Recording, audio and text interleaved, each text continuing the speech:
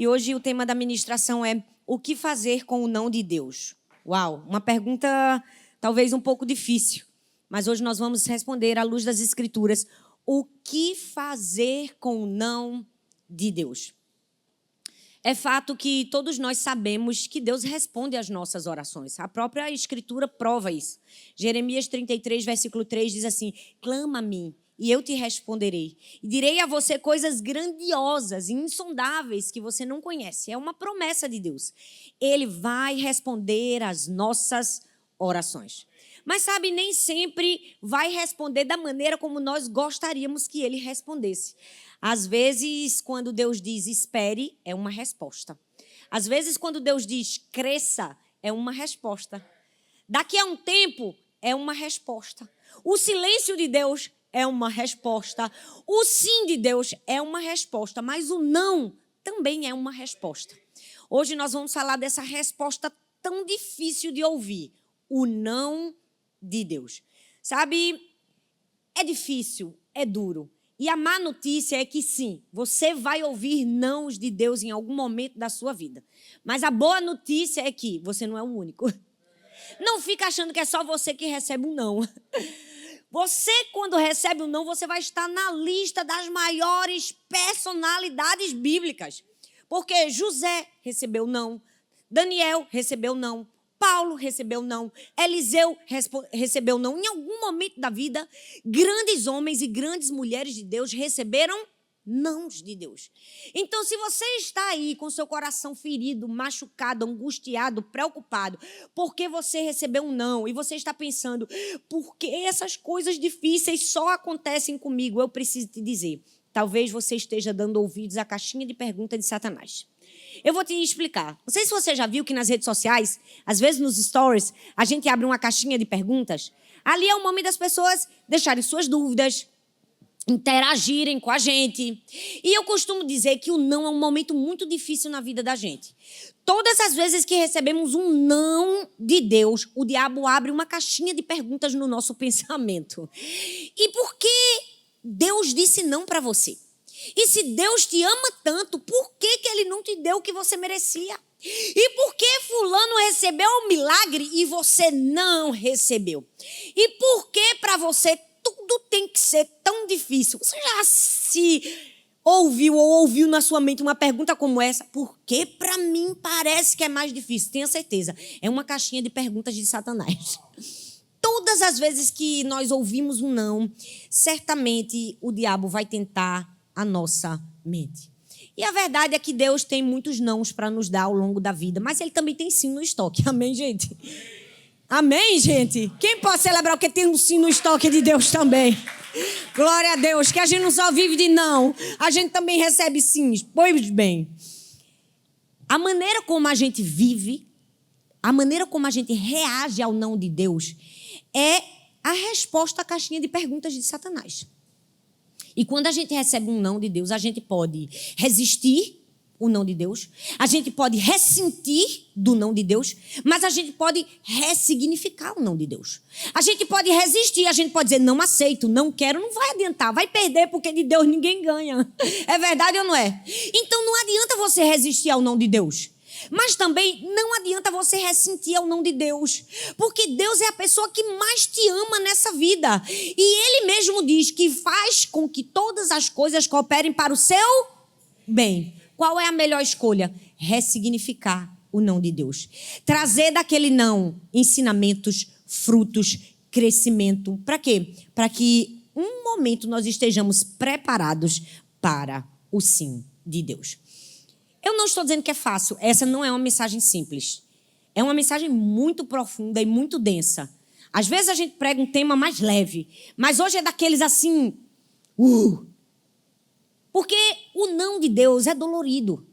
E eu não vou dizer para você que é fácil receber o não de Deus. Mas sabe, esse é o maior teste da nossa vida. Como a gente responde ao não de Deus é que vai provar se a gente confia mais na palavra de Deus ou mais na nossa própria vontade. E é fato que a vida inteira nós não somos preparados para o não. A gente é muito mais preparado para o sim. Mesmo que exista mais preparo, exija mais preparo para o não. Quer ver?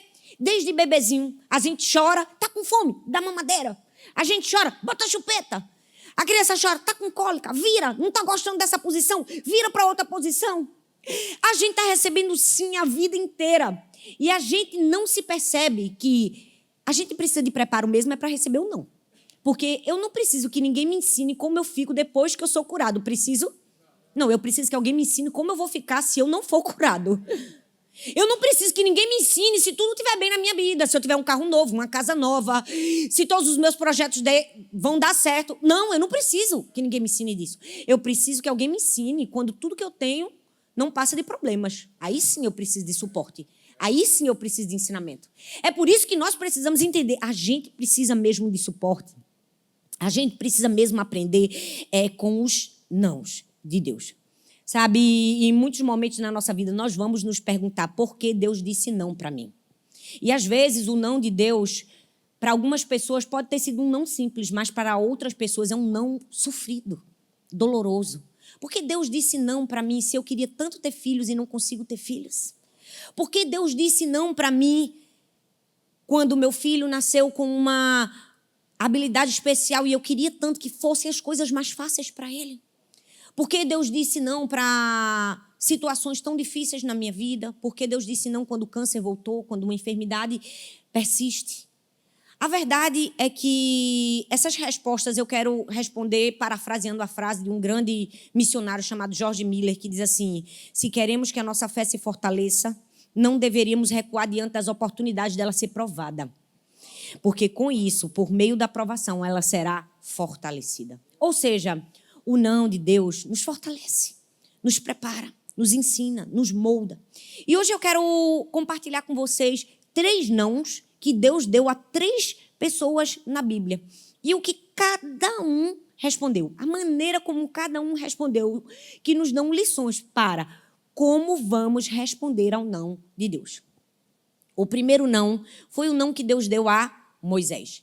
E a vida de Moisés nos ensina que a gente precisa responder ao não dele com o quê? Com esperança, com obediência. Porque a Bíblia fala que Moisés foi um grande libertador do povo. Moisés foi aquele que tirou o povo do Egito. E depois de muitas pragas e muitas idas e vindas ao faraó e todo aquele processo difícil, inquisitivo, doloroso, finalmente Moisés consegue levar aquele povo, atravessa o Mar Vermelho, vai para o meio do deserto e passa ali 40 anos. Gente, eu preciso te dizer, 40 anos não são 40 dias. 40 anos é a minha idade que eu vou completar agora em setembro. É uma vida. Foram 4... Obrigada, meu amor. Ele disse que não parece. É uma vida inteira. 40 anos com aquele povo, vivendo a provisão de Deus, comendo do maná, comendo das codornizes. 40 anos ouvindo aquele povo reclamar, murmurar, e ele ora, e chora, e pede, e clama. E depois de 40 anos, a gente sabe que chega um episódio em que aquele povo está murmurando contra Deus. Reclamando porque no deserto não tinha figo, apesar de figo ser muito gostoso, não é? Não tinha cereal. Reclamando porque no deserto não tinha as cebolas que eles queriam. E aí, naquele momento, Deus dá uma ordem para Moisés. Ele diz assim para Moisés: Moisés, você vai ferir a rocha. Mas o texto diz que Moisés não faz isso. Ele ergue o braço e bate na rocha 2 vezes. E então Deus dá um veredito. Ele dá um não. Números capítulo 20, versículo do 12 ao 13 diz assim: o Senhor, porém, disse a Moisés e a Arão: uma vez que vocês não confiaram em mim para mostrar a minha santidade aos israelitas, não os conduzirão à terra que lhes dou. Por isso, aquele lugar ficou conhecido como Meribá, pois os israelitas discutiram com o Senhor e ali ele mostrou a sua santidade entre eles. É isso mesmo que você está ouvindo. A gente pensa, peraí, gente. Moisés passou com aquele povo todo o sacrifício, toda a renúncia, 40 anos de uma vida para simplesmente receber um não, você não vai entrar na terra prometida. Mesmo que ele já falava de entrar na terra prometida desde a época que ele estava lá tentando convencer o faraó. Imagina você passar 40 anos da sua vida vivendo por um único propósito e um erro seu, Deus diz assim, não vai. Agora você não vai entrar. E o texto diz que aquele lugar ficou conhecido como Meribá. Meribá significa conflito, rebelião, porque lá o povo questionou o Senhor. No caso de Moisés, gente, Meribá, rebelião, gerou o não de Deus. Foi a rebelião do povo que gerou o não de Deus. Uma consequência de várias atitudes. E por mais que seja íntegro, eu imagino, deve ter sido muito difícil. Talvez você se veja nesse lugar. Você está em Meribá. Você está num lugar de questionar Deus. Você está num lugar de briga com Deus. Você está num lugar de rebelião com Deus. Por que que Deus me deu não? Porque depois de tudo que eu fiz para o Senhor, por que que eu estou vivendo isso? Eu quero te aconselhar a sair de Meribá e ir para Refidim. Talvez você não esteja entendendo o que eu estou te dizendo, mas um pouco antes você vai ver que Moisés estava com o povo em um lugar chamado Refidim. Refidim significa descanso. Aí talvez você pense, meu Deus, é exatamente esse o lugar que eu gostaria de estar. Eu gostaria de estar no descanso de Deus. Mas esse descanso Refidim aqui não era um resort, inclusive, que você tinha todas as coisas. Refidim tinha o nome descanso, mas era deserto. Não tinha água. Porque o verdadeiro descanso é confiar em Deus. É confiar que Deus sabe de todas as coisas. Mas aí porque o povo murmurou, e aquele momento em Refidim o povo disse assim, será que o Senhor está aqui entre nós? Porque o povo questionou Deus, entrou em rebelião contra Deus. Aquele lugar se transformou de Refidim para Meribá ou Massá. Sabe, o conselho de Deus para mim e para você hoje é, mesmo que você esteja em Meribá, em um lugar de rebelião, de questionamento, de dúvida, de incerteza em relação a Deus, volte para Refidim. Faça do seu Meribá Refidim. Faça do seu questionamento descanso em Deus. Faça do seu questionamento um lugar de obediência. Porque o não de Deus produz o quê? Produz obediência. O texto diz que Deus diz a Moisés, você não vai entrar na terra prometida. E aí Deuteronômio capítulo 3, versículo 23 ao 27 diz, naquela ocasião implorei ao Senhor. Gente, eu não sei vocês, mas me dá uma pena de Moisés. Porque o texto diz, ele disse, eu implorei, ó soberano, ele chora, ele pede, eu te suplico. E sabe o que é que Deus responde a ele quando ele implora, quando ele suplica? Deus diz, basta. Ele diz, basta. E mais, ele disse, não me fale mais sobre isso.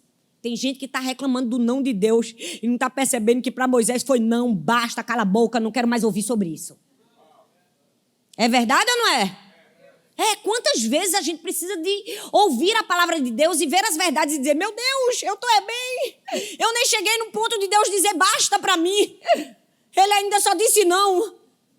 O texto diz que Deus disse a Moisés, basta. E depois, não me fale mais sobre isso. É verdade, gente. Na vida da gente, quando a gente escolhe a obediência, às vezes a obediência vai gerar dor. Obediência vai gerar dor. Sabe, quando eu perdi minha primeira filha, eu aprendi mais do que nunca na minha vida o que significa se submeter à vontade de Deus. Se submeter à vontade de Deus nem sempre é fácil. E, por vezes, vai nos fazer sentir dor. E sabe, eu não falo isso com motivo de orgulho jamais, até porque eu tive que aprender literalmente a me submeter. A reconhecer que diante de Deus eu não sou nada. Eu posso pedir, implorar, até porque a resposta da minha oração foi não. A resposta das milhares de orações que eu fiz. Não falo isso como um motivo de dizer, uau, eu sou forte, não. Porque eu realmente fui totalmente sustentada por Deus. Não é só sustentada, eu não só fui sustentada, eu sou sustentado. Porque talvez você pode olhar para a sua vida e dores que você enfrentou no seu passado e você pode dizer assim, eu ainda carrego marcas? Pois bem, por mais que você ressignifique, por mais que você seja resiliente, por mais que você continue, por mais que você confie em Deus, por mais que Deus te dê uma nova história, todo mundo carrega marcas. As marcas estão aqui em mim, elas não vão embora. Esses dias, essa semana, eu, antes de dormir, estava me lembrando de alguns momentos que vivi com ela e eu pensei, foi um momento tão difícil, eu chorei, me lembrei de um carinhozinho que eu fazia aqui na testinha dela para ela conseguir dormir, porque ela sentia muita dor. E eu chorei e eu mesma me perguntei a Deus, Deus, eu ainda choro por isso? Não é possível que ainda vez ou outra isso não me venha no meu coração, porque nós carregamos marcas. É fato. Nós podemos vencer, nós podemos virar o jogo, Deus pode mudar nossa história, mas todos nós carregamos marcas. E às vezes nós estamos pensando, meu Deus, que fase difícil e dolorosa. É verdade, a gente pode passar por fases difíceis e dolorosas, mas elas nunca serão vazias, porque elas sempre serão cheias de propósito. E o mais importante é a gente olhar para o propósito. Eu amo que Moisés obedeceu, porque o não produziu nele obediência. Ele pediu, ele implorou, Deus, por favor. Deus disse, não, basta, suba. O que foi que ele fez? Subiu. Mas ele subiu e obedeceu. Ele continuou guiando o povo à terra prometida, mesmo sabendo que não ia desfrutar dela. Ele disse, vamos continuar andando, vamos continuar. Quando chegar na porta ali, na porta da entrada, vocês entram, eu não entro não. Mas eu vou continuar obedecendo, porque o não de Deus produz obediência, mas também produz compaixão. Ele diz assim, portanto, dê ordens a Josué, fortaleça-o e encoraja, porque ele irá atravessar a frente de vocês esse povo e lhes repartirá por herança a terra que você apenas verá. Eu amo que Moisés foi deixado de fora da terra prometida, mas ele não deixou de ser a ponte para a próxima geração. Ele não deixou de encaminhar quem ele precisava. Gente, vocês têm noção quão forte isso é? É o mesmo que ele dizia assim, eu não vou viver o milagre que eu tanto queria, mas eu vou fazer vocês viverem. O que é isso? É compaixão. E quantas vezes nós também não vamos enfrentar um não e vamos precisar responder com compaixão. Como assim, Thalita? Eu não estou entendendo, eu vou desenhar para você. Quantas vezes você recebeu um não de Deus na sua vida, você está sofrendo, mas você tem que orar por uma pessoa que recebeu o sim, se alegrar com ela.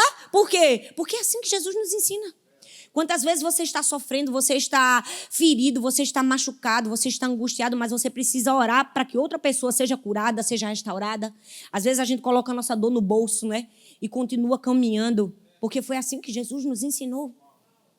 O não produz compaixão. Muitos fazem uma comparação de Jesus a Moisés, porque ambos são libertadores do povo. E realmente Jesus e Moisés se assemelham muito na compaixão.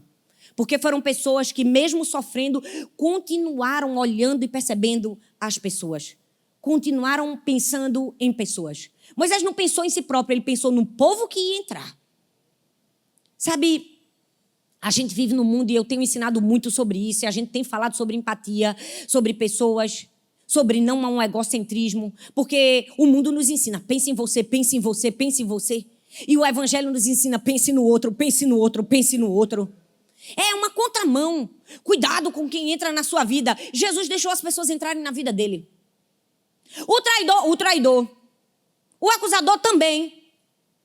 Sabe, o não de Deus produz compaixão. Ele não ia entrar, mas ele estava obedecendo e mais ele estava dizendo, vai Josué, seja forte Josué, seja corajoso, eu vou te ajudar Josué, não tenha medo, você é novinho Josué, mas olha, o Senhor vai adiante de você, você vai herdar essa terra. Deus está nos convidando a quando a gente receber um não, a gente responder esse não com obediência, com compaixão. Sabe por quê? Porque o não de Deus também produz honra na nossa vida. Talvez muitas pessoas olhem para o não de Deus e pensem um não como punição, um não como maldade, um não como falta de amor. Mas, na verdade, o não de Deus produz honra. Mas na frente, Deuteronômio capítulo 34, versículo do 10 ao 12, diz assim, em Israel nunca mais se levantou um profeta como Moisés, a quem o Senhor conheceu face a face e que fez todos aqueles sinais e maravilhas que o Senhor tinha enviado para fazer no Egito, contra o faraó, contra todos os seus servos e contra toda a sua terra. Pois ninguém jamais mostrou tamanho poder como Moisés, nem executou os feitos temíveis que Moisés realizou aos olhos de todo Israel. Talvez você esteja pensando, que injustiça que Deus fez com Moisés. Ele sofreu 40 anos, de repente não vai ver. Olha aqui o que Deus fez com Moisés. Ele respondeu à obediência de Moisés com honra. Olha o registro que ficou de Moisés. O maior profeta, um profeta como nenhum outro.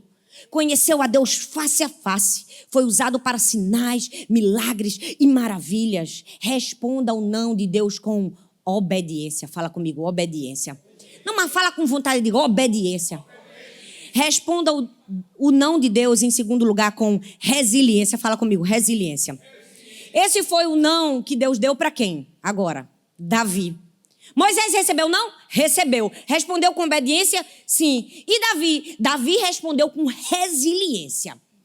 Porque ele recebeu um não para um sonho que ele tinha, construir um templo para o Senhor. Sempre foi o sonho de Davi.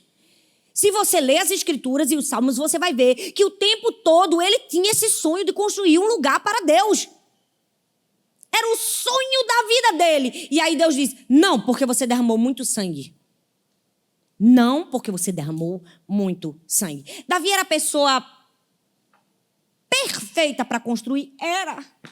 Davi era o rei, Davi tinha posses. E mais, Davi era um homem segundo o coração de Deus. O coração dele estava naquilo? Estava.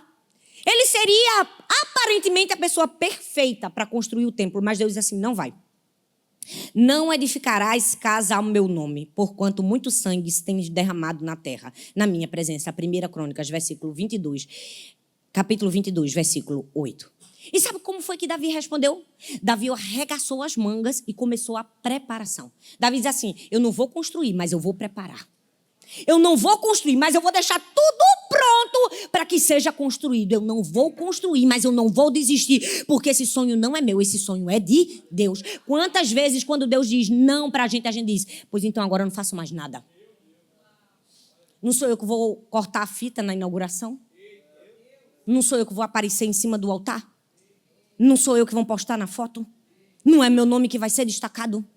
Quantas pessoas estão tão distantes daquilo que nós precisamos estar na vida de Davi? Responda o não de Deus com resiliência.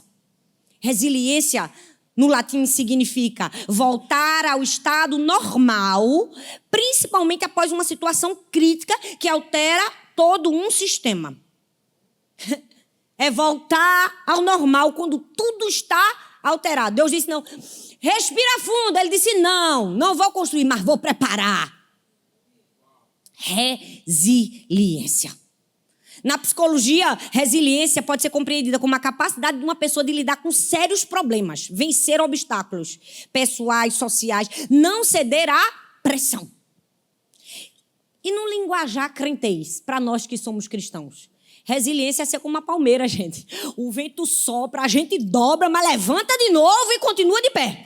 Glorificando a Deus. Rapaz, me dobrou, me machucou, me feriu. Rapaz, me abalou, mas eu não me curvo. Nós precisamos aprender a responder o não com resiliência. Sabe por quê? O não de Deus produz intimidade. A Bíblia diz em 1 Coríntios, capítulo 28, verso 9 ao 10, diz assim, e você, meu filho Salomão? Olha que coisa linda que Davi disse para o filho dele que iria construir. Reconheça o Deus de seu pai e sirva-o de todo o coração e espontaneamente.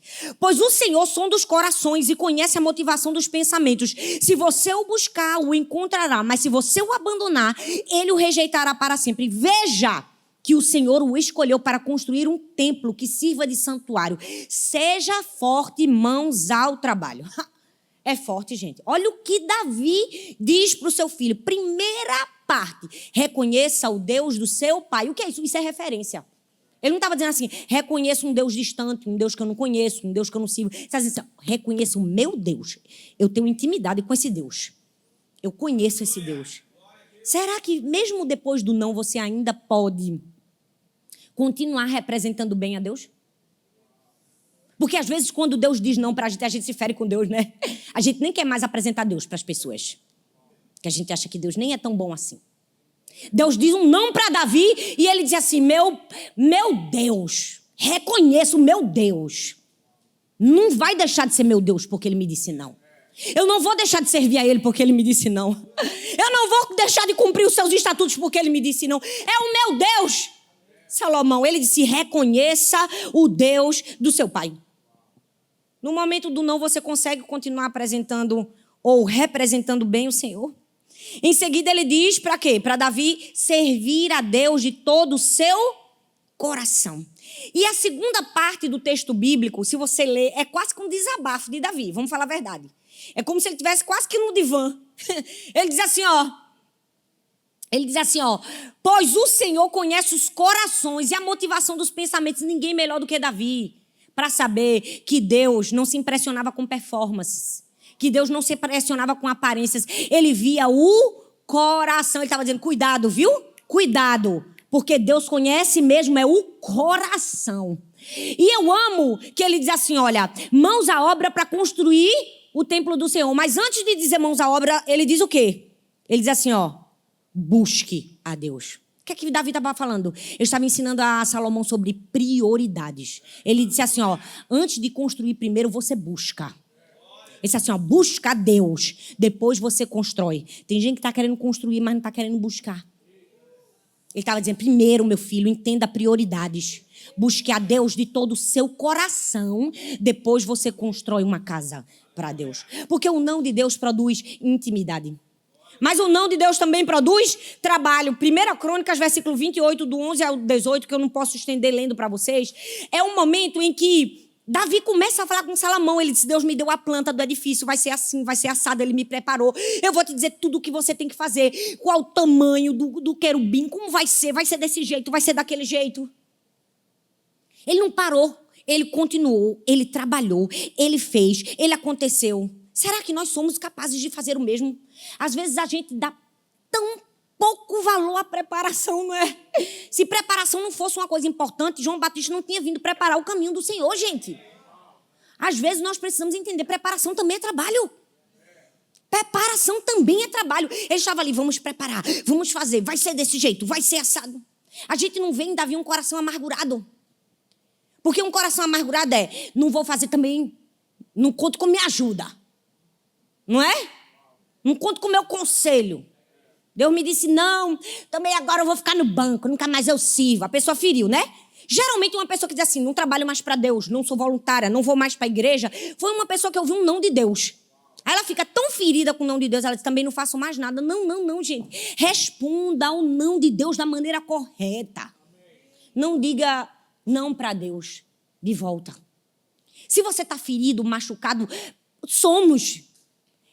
A resposta é dizer, não faço mais nada? Não. A resposta de Deus, a resposta minha e sua deve ser, desabafe. Está ferido? Fale para Deus. Diga, Deus, eu estou ferido, eu estou machucado, fizeram mal contra mim, não achei justo. Davi foi essa pessoa. Se você ler todos os salmos, você vai perceber. Quando ele estava angustiado, ele disse, estou com raiva, Deus, estou chateado, estou angustiado, estou ferido. Eu estou fazendo das lágrimas o meu travesseiro. E quando você vai vendo no meio do salmo, ele já começa a melhorar. Lá para o fim, ele já está, estou animado, estou revigorado, estou refeito. O problema é que a gente é ferido. A gente recebe um não, a gente diz, não faço mais nada. Não. Abra sua boca e se deixe ser curado por Deus. Porque tem gente que se for curado, morre. Porque vive para a enfermidade. Porque vive para a autopiedade. Porque vive para a autocomiseração. O não de Deus deve produzir trabalho na nossa vida. Paixão. A gente vai ver Davi dizendo, eu dou das minhas próprias riquezas. Eu dou da minha herança. Eu dou daquilo que eu construí a minha vida inteira para a casa do Senhor. Eu dou ouro, eu dou prata. Eu dou dos meus bens. O que é isso? Isso é paixão por Deus. Paixão pela obra de Deus. Será que você tem esse nível de paixão, mesmo quando você recebe não? Você vai continuar sendo generoso, mesmo quando você não tem um título? Não vou contribuir com o meu dízimo nessa igreja, porque o pastor não me deu a oportunidade. Tem gente que só colabora com a igreja se ele tiver destaque. Não, a igreja não é de ninguém aqui. A igreja pertence ao Senhor. E Deus faz a sua obra apesar de mim e de você. Deus não precisa daquilo que a gente tem. Ele nos dá o privilégio de darmos aquilo que nós temos. É um privilégio meu e seu. Se você não quer dar, só você perde. O não de Deus deve produzir paixão. E o último não foi o não que Deus deu a Paulo. E a gente precisa aprender com Paulo a responder o não de Deus com a aceitação da graça. 2 Coríntios capítulo 12, do verso 7 ao verso 9, diz assim, para impedir que eu me exaltasse por causa da grandeza dessas revelações, foi-me dado um espinho na carne, um mensageiro de Satanás para me atormentar. 3 vezes roguei ao Senhor para que o tirasse de mim, mas ele me disse, a minha graça é suficiente para você, porque o meu poder se aperfeiçoa na fraqueza. Aqui o apóstolo Paulo compartilha de uma intimidade dele, de um sentimento, de algo que só ele e Deus estava vivendo. Ele estava dizendo assim, olha, tem um peso forte nas minhas costas devido às revelações que eu recebi. Ele chega para a igreja e diz assim, olha, essa é uma experiência pessoal minha. Paulo não era um homem comum, a gente sabe que ele era um homem extraordinariamente acima da média. Mas aquele peso, aquele espinho na carne era algo doloroso para Paulo, que fez ele se sentir humilhado perante Deus, mas humilhado perante as outras pessoas. Vários estudiosos dão várias explicações para o que seria o espinho na carne de Paulo, e eu não estou aqui para dar resposta, até porque eu não sei qual é a resposta, ninguém sabe de fato. Mas eu preciso te dizer, o não de Deus produz equilíbrio na nossa vida. Ele diz assim, para impedir que eu me exaltasse, por causa da grandeza dessas revelações, foi-me dado um espinho na carne, um mensageiro de Satanás. 3 vezes roguei ao Senhor para que me tirasse. Não foi só Moisés que pediu. Paulo também pediu. Sabe, muitas pessoas, elas não olham para as outras pessoas com equilíbrio. Elas olham para as pessoas apenas do ponto de vista que elas querem olhar. Elas olham para o dom de alguém e dizem assim, eu queria o dom dela. Eu queria ser usado como ela, usado como ele. Eu queria fazer essas obras. Eu queria esse lugar, eu queria essa posição. Mas essas pessoas só veem a glória que está exposta, mas não veem, infelizmente, o que se passou e a dor para estar naquele lugar. É como se Paulo estivesse dizendo assim, vocês estão olhando para a grandeza das revelações que me foi dado, vocês não sabem que eu tenho que passar por causa dessas grandezas. Quantas vezes as pessoas olham para a nossa vida e pensam, que vida bonita, olha, fácil, como é legal ser pastora, todo mundo gosta dela, botam até uma água ali para ela beber. Gente, Deus trabalha com equilíbrio, com balanceamento. Sempre o ideal vai se equilibrar com o real. É por isso que Deus nos dá o dom, mas Ele sempre equilibra um dom com uma fraqueza. Ele sempre equilibra um triunfo com uma tragédia. Já percebeu? É porque às vezes nós vamos viver coisas na nossa vida, sucessos, mas vai ter um momento na vida da gente que vai um soco no estômago. Eu preciso te dizer, se te ensinaram diferente, essa não é a verdade. A gente vai passar pelo mundo e vai ter momentos de dor. Deus não fez o canal lacrimal da gente por acaso. A gente vai chorar. Mas sabe, nós precisamos entender o quê? A graça de Deus é suficiente para nós. 2 Coríntios 12, 9 diz assim, mas ele me disse, a minha graça é suficiente para você. Essa é uma frase muito linda de ouvir, mas muito difícil de ser vivida. Vamos falar a verdade. É tão lindo dizer assim, a graça de Deus é suficiente, mas é difícil. Não é fácil. Paulo estava aqui falando de algo que ele não estava falando só da teoria. Ele estava falando de algo que ele estava vivendo. Era testemunho dele. Estava dizendo, gente, eu sei o que eu estou passando. Eu não estou falando de um lugar que eu não vivi. Sabe, talvez você esteja olhando para você e pensando, meu Deus, quantas dores, quantas palavras duras eu tenho que ouvir na minha vida. Por que as pessoas falam... Tem momentos que dá vontade de dizer assim, por que a pessoa fala tanta asneira? Por que esse lugar de tanto sofrimento, de perdas? E sabe... É estranho dizer, mas é bíblico. Deus não vai colocar sobre os nossos ombros um peso que a gente não possa suportar. É fato. E se Ele confiou a nós isso, o que é que eu preciso responder? A graça de Deus é suficiente para mim. Tem muitos momentos na minha vida que eu não sei nem o que dizer. Essa é a verdade. Eu respiro fundo e digo, Deus, nessa circunstância, a tua graça é suficiente para mim. Deus, para lidar com essas pessoas, tua graça é suficiente para mim. Deus, nesse momento de dor, tua graça é suficiente para mim. Nós precisamos aprender que em momentos de dor, a gente tem que responder assim, olha Deus, se não for a tua graça... Em momentos de não, diga assim, eu tenho uma graça de Deus para essa situação. Em momentos de não, diga, eu tenho uma graça de Deus para esse momento da minha vida. Eu tenho uma graça de Deus para essa circunstância que eu estou passando. Talvez você esteja pensando, estou tendo que lidar com ausências, não tenho dinheiro para enfrentar essa situação, mas tem a graça de Deus. Talvez você esteja dizendo, não tenho marido para enfrentar essa situação, mas tem a graça de Deus. Talvez você esteja dizendo, eu não tenho nem fé para enfrentar essa situação, mas você tem a graça de Deus. E a graça de Deus é aquilo que faz com que o poder seja aperfeiçoado na fraqueza. O não de Deus produz dependência. O texto diz que 3 vezes roguei ao Senhor para que tirasse de mim. Paulo pediu quantas vezes para tirar o espinho na carne? Quantas vezes, gente? 3 vezes eu roguei. Ele disse, eu roguei, eu pedi, eu implorei. Gente, vamos falar a verdade. Paulo poderia ter chegado para Deus e ter dito, Deus, olha só, vamos rever nosso contrato, Deus. Por que o Senhor está me permitindo ficar com esse sofrimento que é tão doloroso, que me paralisa, que me angustia, que me traz dor, sofrimento? Poxa, Deus, eu escrevi a maioria dos livros do Novo Testamento. Poxa, Deus, eu preguei na prisão. Eu orei por pessoas que estavam mortas e elas ressuscitaram. Ah, Deus, eu fui abrir igrejas aonde o Senhor me mandou ir. Eu lidei com gente muito ruim. Eu fui acusado injustamente, eu sofri perseguições. E no momento que eu te peço, por favor, Deus, tira esse espinho na carne, o Senhor me dá, não. Ele poderia ter dito isso, poderia ou não poderia? Eu preciso te dizer, o diabo vai tentar te seduzir a pensar assim em relação a Deus. Ele vai fazer assim, olha, quando você orou por aquele homem que caiu da janela e estava morto, e ele ressuscitou, você só orou uma vez e Deus te respondeu. Agora, para orar por você, você pediu 3 e Deus não te respondeu. Às vezes acontece. Deus nos usa para as pessoas. A gente ora por uma pessoa que está enfermo, que não pode ser mãe. Quantas vezes Deus nos usou? No outro mês, 3 meses depois, a mulher estava grávida. A gente pensa, poxa, Deus, para abençoar o outro foi tão rápido, mas a minha oração está demorando, né? Sabe por quê? Porque o não de Deus produz dependência na nossa vida. Às vezes, Deus vai nos dar um não para dizer assim, quero você aqui, ó, do meu lado. Quero você aqui dependente. Quero você aqui aos meus pés. Quero você aqui reconhecendo quem eu sou. Quero você aqui do meu lado. O não de Deus produz dependência. E se nada do que eu te falei, pode subir o louvor, por favor.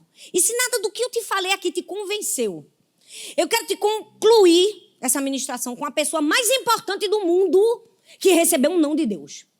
Não foi Davi, não foi Moisés, não foi Paulo, foi o próprio Cristo. O próprio Jesus recebeu um não, foi ele mesmo. Subiu ao monte da crucificação e disse, Pai, por favor, se for possível, passa de mim esse cálice, mas que não seja feita a minha vontade, a tua. Jesus também orou 3 vezes. E não mudou os planos de Deus para ele. Qual vai ser a minha resposta e a sua resposta quando recebermos um não de Deus? Como vamos nos comportar? O não de Deus tem que produzir em nós obediência, compaixão, perseverança, resiliência, honra, dependência. Você pode fechar os seus olhos e ficar de pé, por favor? Não sei se você está aqui vivendo um não. Talvez você está aqui vivendo em Meribá, em rebelião contra Deus. Por quê, Deus? Por quê, Deus? Por quê? Deus está dizendo, vai para Refidim. Vai para o descanso, vai para o consolo. Confia. Confia no meu não. O meu não sempre é melhor do que o sim, quando eu tenho um plano por trás. Hoje é um caminho de retorno. Deus está querendo nos tirar de Meribá e nos levar a Refidim. Hoje é um caminho de parar de perguntar por que Deus e começar a dizer, Deus, eu obedeço. Eu me submeto. Eu aceito. Naquele momento que a minha filha se foi, não era o que eu queria. Não foi a oração que eu pedi. Eu clamei, eu roguei, eu implorei por centenas de milhões de vezes. Eu fiz de tudo, eu briguei contra Deus, eu questionei, eu perguntei, eu lutei. E Deus disse, não, basta. Mas ao mesmo tempo que ele disse basta, ele disse, a minha graça é suficiente para você, Thalita. A minha graça é suficiente para você. Deus te trouxe aqui essa manhã para te dizer, meu filho, minha filha, a minha graça te basta. Porque o meu poder se aperfeiçoa na sua fraqueza. Oi, eu estou muito feliz que você tenha chegado até aqui. Obrigada por assistir até o fim essa mensagem. Eu espero que ela tenha sido uma bênção na sua vida. Eu tenho mais um convite para você. Compartilhe essa palavra com outras pessoas e que ela também seja vida e encorajamento para outras pessoas. E não se esqueça, eu vou deixar aqui nessa tela mais 2 indicações de mensagens para você assistir. Tenho certeza que continuar aprendendo vai te ajudar a chegar no propósito de Deus para a sua vida. Um grande beijo no seu coração e Deus abençoe.